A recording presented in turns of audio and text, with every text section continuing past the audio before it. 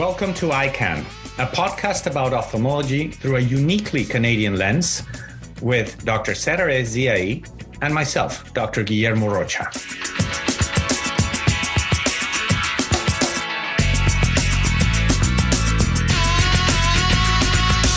We'll share our experiences as ophthalmologists today and tackle some challenges we face as healthcare providers. Are you ready, Setareh? Let's do it, Guillermo.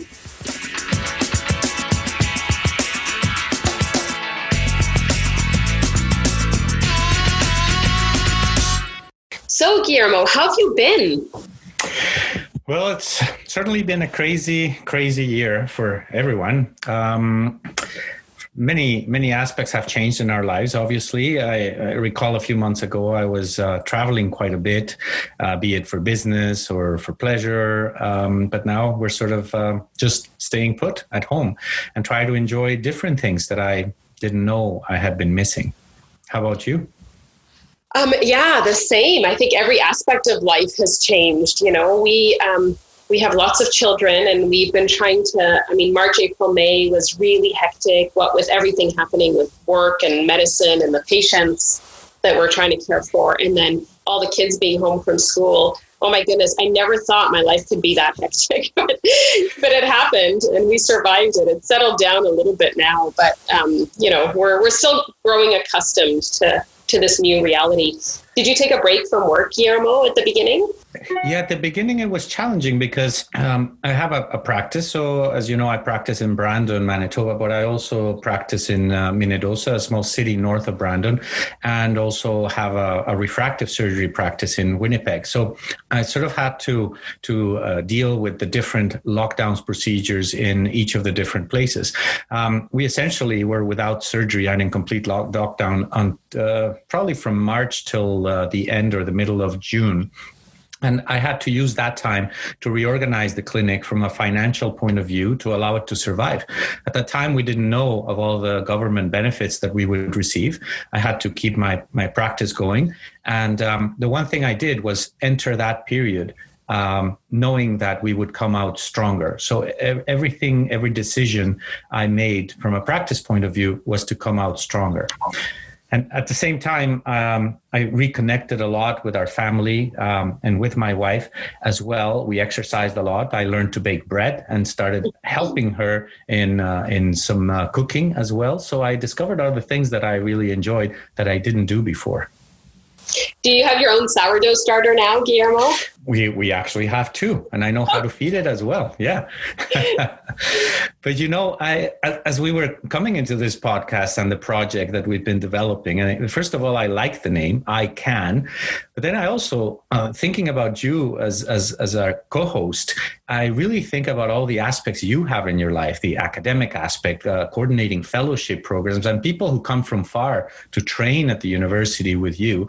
And also, as you mentioned, your home, your kids, but also your incredible role in the Canadian women in medicine. So how do you do it? I know you can, but how could we do it? And I think this would be a great thing for the EyeCan podcast. Yeah, I think, when we're put in these situations, we just get it done. We didn't really have much of a choice. You're right. Our Canadian Women in Medicine conference, which is usually held in June, had to pivot very rapidly to a virtual format. And it ended up being the largest gathering of women physicians in history. It was great. But at the same time, my clinics were shut down. So as you know, I practice at the University of Ottawa Eye Institute. I'm fully in an academic practice and I don't have an outside office. So I did not have to worry about that specific detailed financial aspect of it, the way you and a lot of other ophthalmologists who work in their own clinics did. But I did have to worry about making sure the residents were supported, making sure my secretary and our other, assistants were well supported. And then while trying to do this virtual care, which was so new to all of us and so strange as an ophthalmologist, isn't it? It's not like some other medical specialties where it might be more amenable to phone calls, but I was trying to do this virtual care. And at the same time, I was thrown into this teacher role for my children. And let me tell you, I was not a good teacher. I'm a much better ophthalmologist than I am a teacher. Yeah.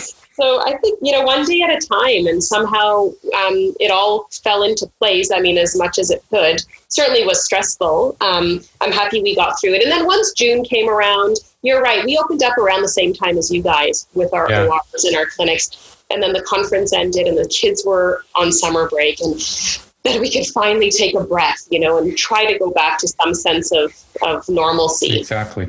Yeah, two things that you mentioned, the opening up. I realized during that initial lockdown how much I really love surgery. And every time, the few times that I managed to get into an OR for an emergency procedure, it was just an incredible feeling that I sort of reconnected back to what I do and what we like to do as ophthalmologists with such a cool specialty. And then at the same time, as you were mentioning, the aspect of virtual care has become in my practice, even though it's a small practice, it has become a very, very integral part of it. I am now at a point where a lot of the things are being done asynchronously so that patients are being worked up when I'm not there, and then I review the information. And the interesting thing is connecting visually with them. So a virtual call, when you're actually not wearing a mask, is actually enjoyable. And patients appreciate that when you're looking at them and you kind of learn to look directly at the camera and they look at the same way. And we can have a good conversation. And then eventually I will see them for a quick visit that's kind of sort of healthcare responsible in terms of the pandemic. But we've already discussed all the important issues. And that has been a very, very important part and a very important development in my practice, which I had thought about, but I think is one of those things we kind of have to jump in and do it. That's wonderful. I never got on board with the video virtual care. For me, it was mostly audio. It was not at all the same thing. But I do have to tell you, the patients were always so thrilled to get that phone call. It didn't matter if they had any issues or not. They were just, it was an air of support when they received the phone call from their physician. I'm sure it's the same from any of their physicians, but it was just such a lovely feeling to hear their voice on the other side of the line. And Dr. Ziai, is that really you calling me? And I really enjoyed that. But the other thing I think I learned, and you mentioned how you missed the OR, and I completely agree. The other thing that was very heartwarming for me is sort of how our community of ophthalmologists came together, locally, and sort of supported each other. And we were all kind of in this together. I think as Canadians, we felt like we were all in it together. But certainly within our own little bubbles at work, also, there was this sense of support and collegiality because we were living through this together. And I think it really did end up, and it has ongoing, it's brought us closer together. And it's just a really great feeling to have as part of the team. I agree. One of the first things that happened when the lockdown started out here was sort of the concern, not only from colleagues, but also in other areas. For example, other physicians, but very importantly in my area where I rely a lot on the network of optometrists. There were certain fears and concerns. And so I sort of started organizing a series of webinars once a week to sort things out, even from basic PPEs in terms of other selections of elective versus emergency referrals. And that also has created a very nice collaborative relationship in our area in Western Manitoba and also through different parts of Manitoba. We've instituted virtual care with some of their practices, and also even to the point where we are sort of comfortable texting each other in the care of a patient to avoid the patient going directly to an emergency room where things may not be as safe for the patient, but also it would be overwhelming for the people who are taking care of other patients who are more acutely ill. So I agree. I mean, in this, we sort of banded together and we kept saying we're in this together, but that was one thing and one shimmer of hope that I saw during this whole period. Guillermo, it really sounds like you took this opportunity and this unfortunate situation and really made the best of it, which speaks very much to the Dr. Rocha that I know well. It sounds like you actually somehow managed to thrive during this pandemic. Not all of us, instituted so many new and exciting programs, but, kudos to you for being able to turn some lemons into lemonade for your community and certainly for your patients, I'm sure. No, thank you. But I think it was also the example of many other people. All of a sudden, you didn't have to go to Europe to see what somebody in Europe was doing in their practice. All of a sudden, you had them right there in your laptop commenting on things. So I think it was a matter of taking ideas from other practices and just making sure that they could be implemented in your practice. And so along those lines, for the first time since the pandemic, Setareh, I've had now a medical student rotating, and I'm sort of figuring out the issues there. So how have you managed something even beyond that? You have a responsibility to train fellows. Many of them come from far, and they're like hoping for a great experience in Ottawa. At the university. So how do you maximize, how have you found in these past few months, and how are you planning to maximize the experience for the fellows and some of the residents? But I'm thinking more of those people who, these are life plans when you commit to go to a different country and all of a sudden you're stuck in a pandemic situation. Yeah, I mean, the fact that it's a pandemic and it's universal also, by definition, means that everyone understands that it's an unusual situation. So we actually lost one of our fellows for a few months. She was called back to her home country in Kuwait, and she was probably gone for about 3 months or so. But what we ended up doing is just extending it the other way. And, the experience of living is different than what it would have been without COVID. But it's valuable nonetheless in a very different way. And so the lack of exposure in those 3 months that she will gain on the other end. Exactly. There's a certain value that comes with the lessons learned of living through this that is irreplaceable. And I think everyone appreciates that. And, what you were saying at the beginning about spending more time with your wife and making bread, and it sounds very cliche for COVID to have sourdough starter, but these are important things that we've all had time to do something different, something more connected to our family. And same with our fellows, those who had to go back had this time to spend with their families that they would never have otherwise had. It was an opportunity for most people to slow down a little bit and really spend time with the people and the activities that we have taken for granted or that we had put aside for all these years. And so in a way, it could have been a blessing in disguise for many, many people, including our fellows and our learners. Yeah. One of the things that I found is that I think I was traveling a little bit too much for a number of reasons. And so this has allowed me to really focus personally on different things, different projects, family-wise as well, but also on the practice as well. And I think some of the changes that you were mentioning that I've been able to implement were really because now you're there. And so you can see on a day-to-day basis what can be improved, what can be changed. And so moving forward, I think it's important for many of us to consider what were the positives during this whole period and not revert back to what we were doing before, unless it was a good thing, right? But I mean, there's a lot of things that I think we can improve upon, and that sort of would be one of the things that I would look at. Yeah, don't you think that a lot of us, in no matter what field we practice in or what our jobs are, I feel like so many people their lives will be different after this. Even when, quote unquote, everything is back to normal, it will be a different normal. And I think a better normal, because it gave us all an opportunity to measure what we value. And, like you said, you were traveling too much, and now you'll never go back to traveling that much, and you'll be home more. And who knows, spend that time doing things that you realize are more valuable to you, for example.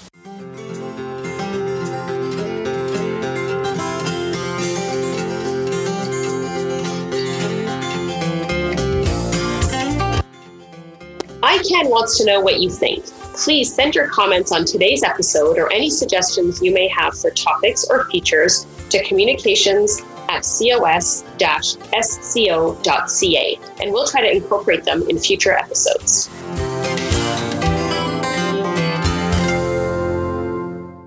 So Guillermo, was there any parts of the pandemic that were really difficult for you, that you found, weeks that were hard to get through? Tell me about that. Yeah, well, I think the biggest challenge is the unknown, right? Like, what is going to happen? How are things gonna develop? I think in Manitoba for a while we the way you ask the question is kind of in the past tense, and I will almost answer it in the present tense because of the case surge that we're seeing here in Manitoba right now. We're beginning to see the in-depth pandemic that other places were seeing back in February and March and April, and we really had been spared for a time. I think that one of the tipping points for me was in September, when I had taken a couple of days off that I had already planned as holidays, but I said, I might as well keep them as holidays. I'm not going anywhere. But I got a call and they told me from public health that there had been a possible exposure in my office with a COVID-19 positive patient. The interesting thing was that this was September 11, and the patient had been in my office on September 3rd. So really, they're calling me a few days later, quite a few days later. They reviewed all our protocols, our security and safety issues, and they said, no, you don't need to do anything differently. But that was kind of like the first time that I really sort of said, okay, I mean, I know this is real for sure. I mean, I've been preparing for this. We cannot lower the guard. We have to keep with all the screening, all the PPEs, everything. And so I kind of reinforced that every week to my staff. But it also was kind of the beginning of the increasing cases here in Manitoba. And at this point, Winnipeg is in sort of stage red, and as well as southern Manitoba. And here we're overall in the province in a kind of orange level. We're already hearing about patients being transferred to Brandon for ICU care, and some of the areas in the hospital are being transformed into ICU beds as well. So I think I would say we were kind of quite spared, but that allowed us to prepare for this time. And so we have all our systems in place. And I think now is where we really have to rise to the occasion and be able to protect. My philosophy has always been to protect our staff, our patients, and also the responsibility of protecting our community with the measures that we implement in our office. So we'll see what happens in the next few weeks. And how about you? Have you had any close calls or any serious or stressful situations in that regard, Setareh?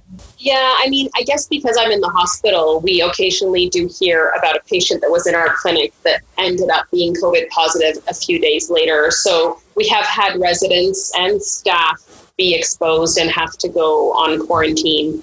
That has been sort of, I would say, pretty regular since we've been back. I think the hardest part work-wise for me has just been, managing working in a hospital that has, a lot of, infrastructure requirements and many, many rules regarding how many patients can come in and out and how far apart our clerks need to sit. And, we don't make our own, it's hard because we don't make our own decisions, even though I think we would make very safe choices. The hospital has their own decision makers. And so, and they're always changing. The requirements are always changing. So just adapting to what our teams believe are safest has been probably the most difficult. But I think if you just take it with as easygoing opinion as possible and do your best to follow the rules, even if they don't always consistently make sense, then I think you get the best out of a little bit of a confusing situation. But luckily, no one I know has been COVID positive yet, but we're all being very cautious. And we do have patients regularly in our clinic who come back, who we find out later tested positive or were suspects. But, with all now that we have easier access to PPE than what we did at the beginning, exactly, we are feeling much safer. That's right.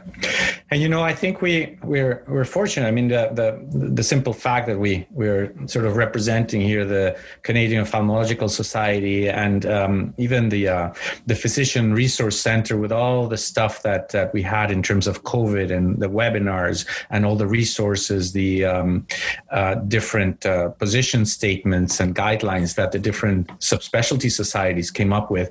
It really gives us a more knowledge, and with that knowledge comes a more confidence and more strength to manage these situations. I do have still family in Mexico, and many of our family members have tested positive, and friends as well. There was a friend who ended up hospitalized as well. And so the fact that we're in Canada sort of gives us some reassurance that we're here, we're fortunate, and we can keep going in our different facets of our lives.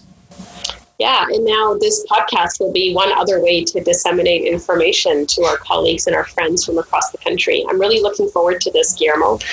I really like it. And, the potential for, as we get to work, I mean, when we started with the webinars, we were all sort of kind of stuck at home, and that's what we did. Now that we're in the car, nothing better to do than to listen to podcasts like this one, like the EyeCan podcast. Agreed.